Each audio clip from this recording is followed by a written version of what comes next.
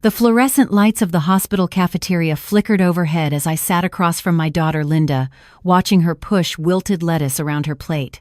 She'd lost weight. Too much weight. The kind that comes from stress eating its way through your body like cancer. "Mom, I'm fine," she said, but her hands trembled as she lifted her coffee cup. "I'm 63 years old. I've raised 3 kids, buried a husband, and spent 30 years as a nurse before becoming Director of Patient Services at Memorial Hospital. I know what fine looks like, and this wasn't it." "Linda, when's the last time you slept?" She laughed, but it came out hollow. "Sleep? What's that?" My daughter had worked herself to the bone-building Riverside Medical Clinic from nothing. 5 years ago, she and her business partner Margaret bought an old dental office and transformed it into a thriving family practice. Linda handled patient care, Margaret managed the business side. It seemed like the perfect partnership. "I need to tell you something," Linda said, setting down her cup. Her voice cracked. "I think I'm losing my mind." The hair on my arms stood up. "What do you mean?" "Margaret showed me these documents. Contracts, leases, equipment purchases. She says I signed them all. But Mom, I don't remember any of it. She's talking about a second location, new X-ray machines, a 6-figure loan I supposedly approved." Her eyes welled up. "Am I getting dementia? Like Grandma Helen?" My mother had died of Alzheimer's at 71. The fear of it ran through our family like a genetic curse. "How much money are we talking about?" I asked carefully. "Margaret says the clinic's in debt. About $400,000. She showed me the bank statements, the payment schedules. Everything has my signature on it." Linda's voice dropped to a whisper. "But I don't remember signing anything. Not one document." "Where's Margaret now?" "She's at the clinic. She's always at the clinic lately. Says she's working overtime to fix the financial mess I created." Linda pressed her palms against her eyes. "She's been so patient about it, Mom. Never gets angry, just keeps showing me papers and saying, 'You approved this, remember?' But I don't remember. This wasn't dementia. Every instinct I'd honed over 3 decades in healthcare was screaming that something else was happening here. "I want you to come stay with me for a few days," I said. "I can't. Margaret needs me at the clinic. We have patients scheduled." "Linda, listen to me." I reached across the table and gripped her hands. "Before you sign anything else, before you have any more conversations with Margaret about money, I need you to do something for me." "What?" "Don't agree to anything. Tell her you need time to think. Tell her you want your own lawyer to review everything. Can you do that?" Fear flashed across her face. "She'll think I don't trust her." "Do you trust her?" The question hung between us like smoke. Linda opened her mouth, closed it, then finally shook her head. "I don't know anymore. I don't trust myself." That night, I called my son Jake. He lived in Portland, worked as a forensic accountant for a firm that specialized in fraud investigation. If anyone could make sense of this, it was him. "Mom, it's 10 o'clock, he answered, groggy. "I need you to look at something. Linda's in trouble." He was on a plane the next morning. Jake spent 3 days locked in my dining room with Linda's financial records, his laptop, and enough coffee to fuel a small army. Linda had given him access to everything, the clinic's accounts, her personal banking, every document Margaret had shown her. On the 3rd day, he emerged looking like he'd seen a ghost. "You need to call the police," he said. "What did you find?" Linda asked. She'd been pacing my living room for the past hour. Jake spread documents across the coffee table. "These signatures aren't yours." "What?" "They're good forgeries. Really good. But look here," he pointed to a series of contracts. "The pressure points are wrong. The L in Linda has a slight flourish when you sign quickly, but these don't. And see how the A connects to the R in your last name? In your real signature, they touch. In these, there's a microscopic gap." I moved closer to look. He was right. Once you saw it, you couldn't unsee it. "Margaret forged my signature?" Linda's voice was barely audible. "On everything.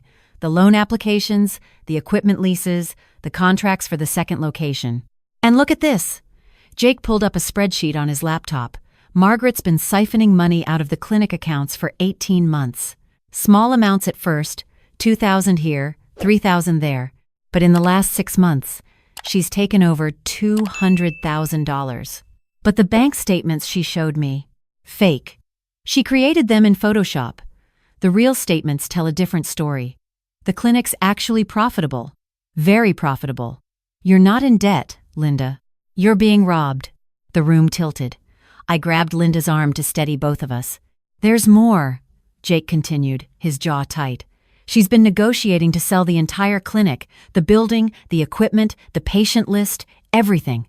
The sale's supposed to close in 2 weeks. The buyer thinks you're both selling. She can't sell without my signature, Linda protested. Jake's expression answered that question. Oh God. Linda sank onto the couch. She's going to forge my signature again. She's going to sell my clinic out from under me and disappear with the money. Not if we stop her first, I said. My voice came out harder than I intended, but I meant every word. Jake, what do we need to do? I've already contacted the FBI.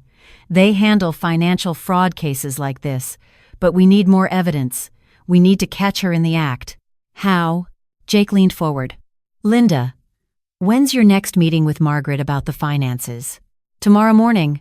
She wants me to sign some papers about the restructuring plan. Perfect. You're going to wear a wire. The next morning, Linda walked into Riverside Medical Clinic with a recording device hidden under her blouse. I sat in my car across the street, my heart hammering so hard I could hear it in my ears. Jake was in a van down the block with 2 FBI agents, monitoring every word. Through the earpiece Jake had given me, I heard Linda's voice. Morning, Margaret. Linda, come into my office. I have those papers ready for you. Papers rustling. Margaret's voice, smooth as honey. So this is the final restructuring agreement. It transfers management control to me temporarily while we work through the debt situation. Just needs your signature here, here, and here. Can I read through it first? A pause. Of course. Take your time. More silence. Then Linda's voice, stronger now. This says I'm signing over 50% ownership of the clinic to you. For $1. It's a formality, Margaret said quickly. Just for the restructuring period. We'll transfer it back once we're stable. Margaret, I want to ask you something, and I need you to be honest with me. Always. Did you forge my signature on the loan documents? The silence stretched so long I thought the recording device had failed. Then, Margaret laughed. Actually laughed. Linda, we've talked about this. You signed those documents. You just don't remember because you were stressed after your mom's accident. My mother didn't have an accident, Linda interrupted. She's fine. She's sitting in her car across the street right now, listening to every word you're saying. Another pause. When Margaret spoke again, her voice had changed. The sweetness was gone, replaced by something cold and sharp. You're recording this. Yes. You stupid, trusting fool. Margaret's chair scraped back. Do you have any idea how easy you've been to manipulate? Oh, I must have forgotten. Oh, I must be getting dementia. You practically begged me to steal from you. Why? Linda's voice cracked. We were partners. Friends. Friends? Margaret laughed again, bitter this time. You were a useful idiot with a medical license. I needed someone to front the clinic while I built up the asset value. The plan was always to cash out. I just needed your name on the paperwork until I could forge it well enough to fool the buyers. The FBI is listening to this conversation right now, Linda said quietly. Bullshit. You don't have the spine to. The office door crashed open. FBI! Hands where I can see them! I climbed out of my car as they led Margaret out in handcuffs. She caught sight of me standing on the sidewalk and her face contorted with rage. This is your fault, she spat, interfering old. Save it for your lawyer, one of the agents said, guiding her into their vehicle. Linda emerged from the clinic, pale and shaking. I wrapped my arms around her and felt her sob against my shoulder. You were so brave, I whispered. So strong. I was so stupid. How did I not see it? Because you trusted her. That's not stupidity, honey. That's being human. Jake joined us, putting a hand on Linda's shoulder. The agents want to talk to you, go through everything. But they said to tell you the sale's been stopped. The clinic's still yours. Over the next few months, the full scope of Margaret's fraud emerged. She'd been planning this for years, choosing Linda specifically because she was a talented doctor who hated dealing with business matters. She'd forged signatures, created fake vendors, submitted false tax returns, even took out credit cards in Linda's name. Her husband, a lawyer, had helped create the fraudulent documents. They both got 12 years. No chance of parole. The court ordered full restitution. Linda got back every penny, plus interest. More importantly, she got back her confidence. I'll never forget the day she called me from the clinic, 6 months after the trial. "Mom, I hired a new office manager. His name is Robert. He's a retired accountant with references from 3 different hospitals. And Mom, I'm making him give me weekly financial reports, every week. I'll never be that trusting again." "That's not cynicism," I told her. "That's wisdom." Last month, Linda opened that second location she'd always wanted. But this time, she did it on her own terms, with her own financing, and with complete control over every signature on every document. She asked me to be there for the ribbon cutting. As I watched her stand in front of the new Riverside Medical Clinic East Branch, surrounded by staff and patients who loved her, I thought about how close we'd come to losing it all. How a predator had nearly destroyed my daughter's dream because she made the mistake of trusting someone. But she'd survived. More than that, she'd won. That evening, the 3 of us, me, Linda, and Jake, sat in Linda's living room. Her daughter Emma, now 13, was doing homework at the kitchen table. "I keep thinking about what Margaret said," Linda murmured. "About me being easy to manipulate." "She was trying to hurt you," Jake said. "That's what predators do when they're caught." But she was right. I signed whatever she put in front of me. I never questioned anything. "You know what I see?" I said. "I see someone who was focused on taking care of patients instead of paranoid about paperwork. I see someone who believed in partnership and trust. Those aren't weaknesses, Linda." The weakness was hers. She saw a good person and decided to exploit it. "Your mom's right," Jake added. "And you know what? You'll never be that vulnerable again. Not because you've become cynical, but because you've learned to verify. Trust, but verify. That's not the same as not trusting." Emma looked up from her homework. "Mom, my teacher said you came to talk to our class about stranger danger, but this wasn't a stranger, was it?" "No, baby, it wasn't. So how do you protect yourself from people you know?"